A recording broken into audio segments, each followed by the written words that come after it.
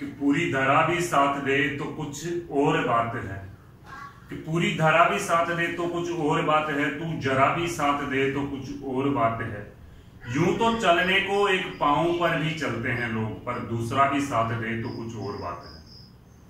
साथियों, काफी लंबे इंतजार के बाद में आरपीएफ की वैकेंसी आने की संभावनाएं इस टाइम पे चर्चा में है, और इसी को देखते हुए अभी जो आपके रेल मंत्री है उन्होंने वैकेंसी को लेकर के ट्वीट भी किया था कुछ दिनों पहले। और वैकेंसी चूंकि 2018 से पेंडिंग है, वैकेंसी आनी ही आनी है। वैकेंसी का क्या प्रोसेस है, प्रोसेस के ऊपर अपन चर्चा करेंगे। आप अगर 10वीं पास हो और 18 वर्ष आपकी एज है तो आप फॉर्म भर सकते हो। अच्छी वैकेंसी है। कितनी वैकेंसी आएगी टोटल संभावित 12,000 से 14,000 पदों के बीच में।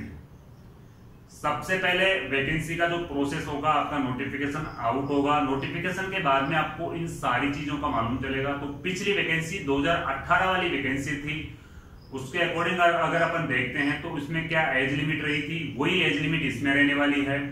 उसमें क्या पेपर का पैटर्न रहा था, वही पेपर का पैटर्न अब की बार रहने वाला है।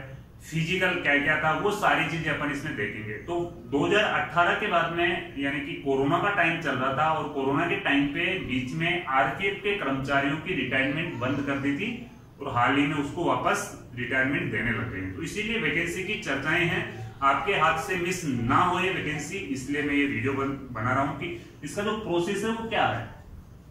संभावित पदों की संख्या है 12,000 से 14,000 के बीच में आने की संभावना है। इनमें यानी कि कांस्टेबल और एसआई दोनों के पद आएंगे। ज्यादा पद कांस्टेबल के आएंगे। अगर 12,000 पद कांस्टेबल के आएंगे तो मान सकते हो 1,000 से 1,500 पद सब इंस्पेक्टर के भी आएंगे। कांस्टेबल की अगर आप फॉर्म भरोगे तो 10वीं पास योग्यता है, 18 से 25 वर्ष की उम्र है।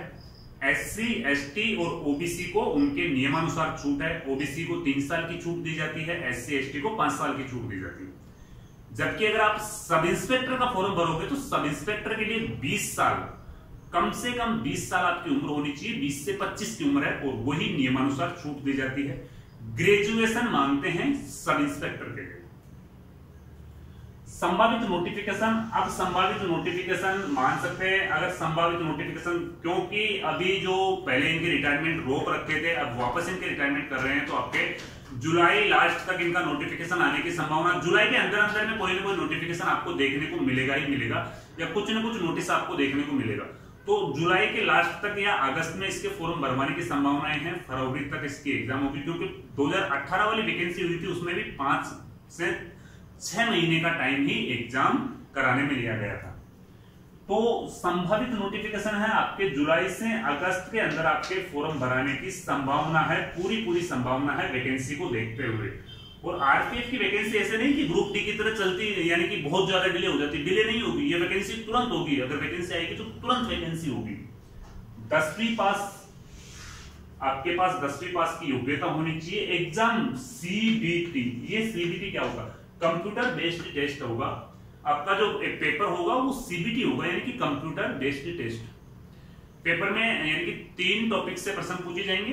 इंडिया जो आपके यानी कि इंडिया जीके के क्वेश्चंस आएंगे, उसमें आपके सामान्य ज्ञान के क्वेश्चन आएंगे। सामान्य ज्ञान में देखो कौन कौन से टॉपिक से प्रश्न पूछे जाते हैं। आपके जीएस से प्रश्न पूछे जाते हैं, सामान्य ज्ञान से प्रश्न पूछे जाते हैं, हिस्ट्री वगैरह सारा सब कुछ आ जाता है उसमें। उसी में संविधान आते हैं, और उसी में आपके करंट अफेयर्स के क्वेश्चन पूछे जाते हैं। तो ये सारी चीजें पूछी जाती है, यानी कि मिक्स में सारी चीजें पूछी जाती है। जीएस के प्रश्न भी पूछे जाते हैं, जनरल साइंस के प्रश्न भी पूछे जाते हैं। 50 प्रश्न उसके आ जाते हैं। 35 प्रश्न आते हैं आपके रीजनिंग के, और 35 प्रश्न आते हैं आपके मैथ के। तो बिल्कुल इजी सिलेबस है। 120 पेपर यानी कि 120 क्वेश्चन आएंगे आपके पेपर में। 120 प्रश्न आएंगे पेपर में, और बहुत ही इजी सिलेबस है। आप आराम से कर सकते हो। अगर आप दूसरी भी कोई वैकेंसी की तैयारी कर रहे हो तो साथ में इसे भी आप क्लियर कर सकते हो। काफी लंबे टाइम के बाद में वैकेंसी आई है। आयु सीमा कांस्टेबल के लिए 18 से 25 है। जनरल वाला कोई भी कैंडिडेट है 18 से 25 है। एससी एसटी वालों को 5 साल की छूट दी जाती है, ओबीसी वालों को 3 साल की छूट दी जाती है। तो आरपीएफ का ये आपका नॉर्मल सा प्रोसेस से आपको गुजरना होता है। फिजिकल के बारे में मैं थोड़ा सेपरेट वीडियो भी बनाऊंगा, क्योंकि आप इंटरेस्टेड नहीं हो अभी फिजिकल के बारे में। जब आपके फॉर्म भराए जाएंगे उसके बाद में मैं आपके लिए एक सेपरेट वीडियो डालूंगा फिजिकल के बारे में। हो सकेगा तो आपके ग्राउंड से ही मैं वीडियो आपके लिए रिकॉर्ड करके डालूंगा कि आपको किस प्रकार से फिजिकल करवाया जाता है। जय हिंद, जय भारत।